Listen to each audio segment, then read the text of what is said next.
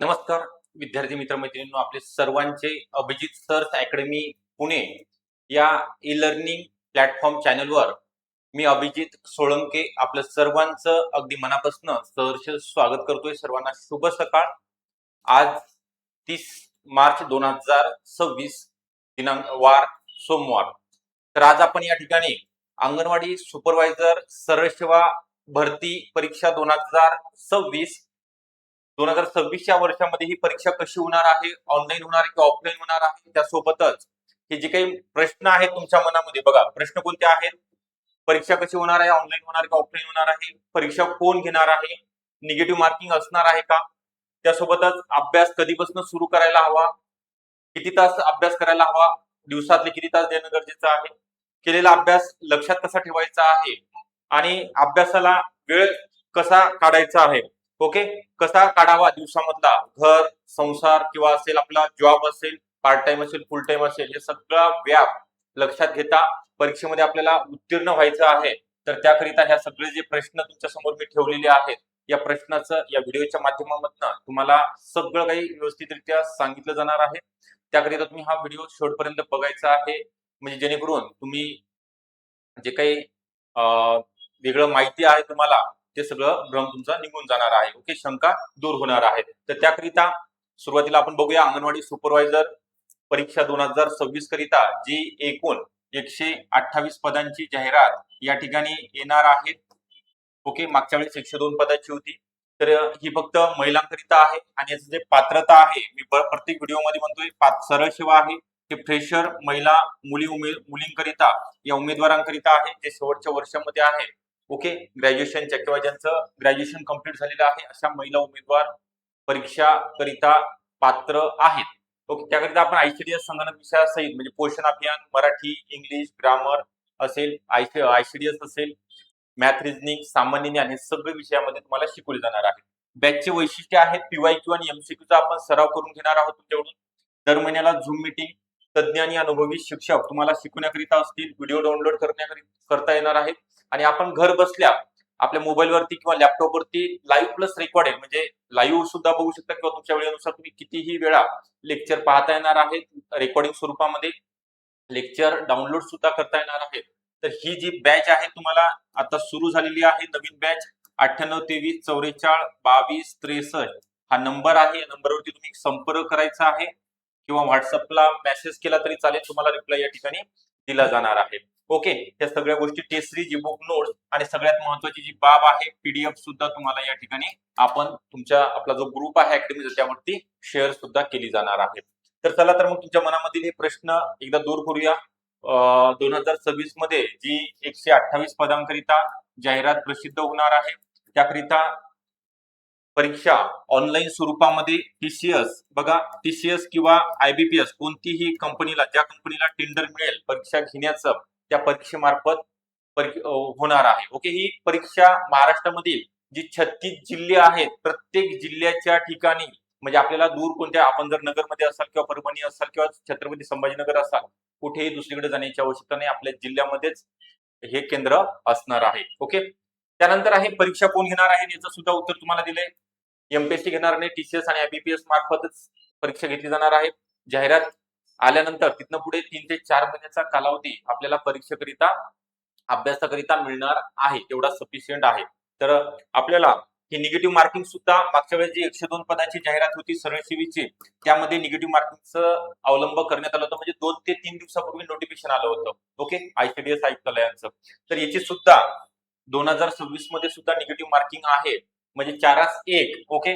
4 प्रश्न चुकल्यानंतर एका प्रश्नाचे मिळालेले गुण तुमचे वजा या ठिकाणी होणार आहेत. ही चांगली बाब आहे, कारण त्याचे विद्यार्थिनी अभ्यास करणार आहे चांगला, त्यांना चांगले मार्क या ठिकाणी मिळणार आहेत. बघा, एक गोष्ट महत्वाची आहे, तुम्हाला सरकारी नोकरी मिळवायची आहे, सुपरवायझर बनायचं आहे, कारण याचं जे वेतन आहे, सॅलरी आहे 45,000 प्लस आहे फर्स्ट मंथ पासून, आणि याची जी प्रोसिजर आहे 7 ते 8 महिन्यामध्ये तुम्हाला जॉईनिंग सुद्धा मिळणार आहे, म्हणजे एक्झाम झाल्यानंतर डॉक्युमेंट व्हेरिफिकेशन आणि लगेचच जॉईनिंग. प्रत्येक जिल्ह्यामध्ये जागा असतात. बरेच विद्यार्थिनींचा मला महिलांचा कॉल येतो, सर आमच्या जिल्ह्यामध्ये असतात का? तर मी तुम्हाला सांगू इच्छितो, ह्या एकत्र जागा असतात, परंतु ज्या ठिकाणी तुमच्या कॅटेगरी करिता जागा रिक्त आहे त्या ठिकाणी तुमचं जॉईनिंग तुम्हाला मिळत असते. 3 वर्ष एका ठिकाणी असते, 3 वर्षानंतर तुम्हाला बदली करिता चान्स असतो, बदली करून घेता येते. त्यानंतर पुढचे प्रश्न आहेत, शेवटपर्यंत बघा. हे प्रश्न तुमच्याकरिता आहे. बरे, अभ्यास कधीपासून सुरू करायचा आहे? आता करायचा का जाहिरात आल्यानंतर करायचा आहे? किंवा मी आता सेकंड इयरला आहे, फर्स्ट इयरला आहे, किंवा माझं लास्ट इयर चालू आहे, किंवा मी पहिल्यापासून करत आहे, आता मला फर्स्ट एक्झाम आहे, माझा फर्स्ट अटेम्प्ट आहे, तर मी म्हणेल आतापासून करा. सेकंड इयर असाल, थर्ड इयर असेल तेव्हापासून करा. म्हणजे तुमचं एक टार्गेट असणं गरजेचं आहे. ह्या परीक्षेचा अभ्यास केल्यानंतर तुमच्या महाराष्ट्रामध्ये जेवढ्या काही पेपर आहेत, परीक्षा आहेत वेगवेगळ्या विभागाच्या, त्याची सुद्धा तयारी होते. ओके, तर परीक्षेची जाहिरात आल्यानंतर अभ्यास करणाऱ्या जे स्टुडंट आहेत त्यांना मार्क पडत नाहीत. पण हे शांततेचा काळ आहे, या शांततेच्या काळामध्ये आपल्याला जास्त घाम गाळावा लागतो. ओके, युद्धाच्या काळामध्ये मग आपलं कमी रक्त सांडावं लागतं. म्हणजे आपला हा शांततेचा काळ आहे, अभ्यासाचा काळ आहे. या काळामध्ये अभ्यास करा आणि जाहिरात आल्यानंतर त्या वेळेमध्ये आपल्याला जास्तीत जास्त टेस्ट पेपर सोडवायचे आहेत, मॅरेथॉन लेक्चर करायचे आहेत आणि रिव्हिजन करायचे आहे. ओके, जेवढ्या जास्त रिव्हिजन तेवढे तुम्हाला मार्क. म्हणजे प्रश्न पाहिल्यानंतर त्याचं ऑप्शन डायरेक्ट आपण क्लिक करणार आहोत. ओके, ऑनलाईन एक्झाम मध्ये, म्हणजे आपल्याला विचार करण्याची आवश्यकता या ठिकाणी भासणार नाही. हे तुम्हाला सांगण्यामागचं प्रयोजन आहे. तर किती तास करावा हा एक मोठा प्रश्न आहे, कारण की बऱ्याच महिला मुली आहेत, त्यांचं लग्न झालेलं आहे, सगळं लेकरं बाळ किंवा संसार सांभाळून किंवा अंगणवाडी हे जॉब वगैरे करून तुम्हाला अभ्यासाला वेळ काढायचा आहे. तर मी म्हणेल तुम्हाला दिवसातले 3 किंवा 4 तास जरी मिळत असतील तरी सफिशियंट आहेत. ओके, का सफिशियंट आहे? तर सकाळचा 1-1.5 तासाचा वेळ आणि रात्रीचा 1.5 तासाचा वेळ जर तुम्हाला लागायचं असेल, सरकारी नोकरी मिळवायची असेल, तर कितीही बिझी शेड्यूल असू द्या, तुम्हाला जर करायचं असेल तर तुम्ही वेळ काढू शकता. ओके, कारण की हे तुमच्या भविष्यासाठी आहे. ओके, सरकारी नोकरीसाठी आहे. तर सकाळी लवकर उठा, रात्री थोडं जागरण करा, अभ्यास करा. सकाळच्या वेळेमध्ये चांगले जे वीक सब्जेक्ट आहेत आपल्याला, जे लवकर लक्षात राहत नाही ते वाचा. रात्रीच्या वेळेमध्ये गणित बुद्धिमत्तेची प्रॅक्टिस, चालू घडामोडी वाचा, मराठी व्याकरण अभ्यासा. हे जे सोपे विषय आहेत ते रात्री किंवा संध्याकाळच्या वेळेमध्ये तुम्हाला अभ्यासायचे आहेत. तर केलेला अभ्यास लक्षात कसा ठेवायचा आहे? तर याकरिता तुम्हाला मी सांगतोय की तुम्ही एकच विषय दररोज वाचायचा नाही. एका दिवशी 2 सब्जेक्ट झाले पाहिजेत आणि ते सब्जेक्ट आठवड्याभरामध्ये कंप्लीट झाल्यानंतर त्याचं शनिवारला रिव्हिजन मस्ट आहे. मी एवढं रिव्हिजन वरती का भर देतो? कारण चिंतन मनन केल्याशिवाय तुम्हाला मार्क पडणार नाहीत, लक्षात राहणार नाही. आपली एक छोटी डायरी करायची आहे. डायरीमध्ये काय करायचं आहे? जे महत्त्वाचे पॉइंट आहेत, ज्या तुम्हाला शॉर्ट नोट्स, ओके, ज्या शॉर्ट नोट्स आहेत तुम्हाला यामध्ये लिहायच्या आहेत. ज्यामुळे तुम्ही प्रवास करताय किंवा कुठे बाहेर आहात तर त्यावेळेस या शॉर्ट नोट्स रिवाइज समोर असलं. आपल्याला मूलभूत हक्क त्याचा भाग कितवा आहे, ते कोणत्या कलमामध्ये त्याचं येते, एकूण किती घटक आहेत, ओके, या कलमामध्ये काय दिलेलं आहे, शिक्षा वगैरे सगळं आपल्याला या ठिकाणी माहिती असणं गरजेचं आहे. असा मायक्रो अनालिसिस करा, असा अभ्यास करा. ओके, तुम्हाला टीव्ही सुद्धा बघताना कन्यादान योजना आहे, त्यामध्ये एकूण किती विवाहाच्या वेळी मुलीच्या अकाउंटला पैसे 25,000 रुपये दिले जातात. बघा, मी काय सांगतोय, कन्यादान योजना आहे. कोणत्या विभागाअंतर्गत? सामाजिक न्याय विभागाअंतर्गत. कोणत्या घटकाकरिता आहे? अनुसूचित जाती, अनुसूचित जमाती, इतर दुर्बल घटक असतील किंवा व्हीजेएनटी या घटकाकरिता आहे. हे तुम्हाला टीव्हीवरती बघायला मिळते. मग तुम्ही ते अगदी म्हणजे लक्षपूर्वक ऐकायचं आहे.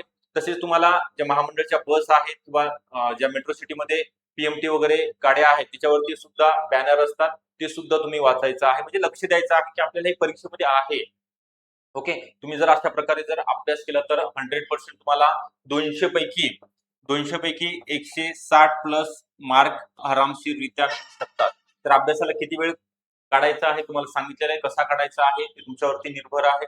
तुम्हाला जर लागायचं असेल सरकारी नोकरीकरिता तर तुम्ही वेळ काढा, अभ्यास करा, जेणेकरून येणारं भविष्य तुमचं उज्ज्वल राहणार आहे. ठीक आहे, हे माझं पूर्ण तुम्हाला सांगणं होतं. जे काही प्रश्न होते 7-8 तुमच्या करिता, तर हे मी सांगितलेले आहे. त्यासोबतच ज्या महिला अंगणवाडी सुपरवायझर परिवीक्षिका अंतर्गत भरती, म्हणजे ग्रामीण आणि शहरी भागाची जी भरती हे डिपार्टमेंटल आहे. ओके, ग्रामीण आणि शहरी. सरळ सेवा वेगळी आहे. सरळ सेवेकरिता फक्त ग्रॅज्युएशन कंप्लीट असते. इथे 10 वर्ष अंगणवाडी सेविका आणि ग्रॅज्युएशन इथे सुद्धा पदवी असणं गरजेचं आहे. तर त्या महिलांकरिता सुद्धा आपल्याकडे आयसीडीएस पोषण विषय असे सर्व विषय लाईव्ह प्लस रेकॉर्डेड म्हणजे तुम्ही घर बसल्या रेकॉर्डिंग सुद्धा बघू शकता, लेक्चर डाउनलोड सुद्धा करू शकता. त्याचे सुद्धा सेम फीचर्स आहेत. तुम्हाला PDF, e book, notes, test series सगळं प्रोव्हाइड केलं जाणार आहे. दर महिन्याला झूम मीटिंग, पीवायक्यू, एमसीक्यू घेतले जातील. लेक्चर अनलिमिटेड वेळा पाहता येणार आहेत. तर ही बॅच तुम्हाला जॉईन करण्याकरिता 9823442263 या नंबरवरती संपर्क करायचा आहे आणि बॅचला जॉईन व्हायचं आहे. आपल्याला हा व्हिडिओ कसा वाटला नक्की कळवा. आवडला असेल नक्की लाईक करा. चॅनलला जर नवीन असाल तर सबस्क्राईब करायला विसरू नका. Okay, thank you.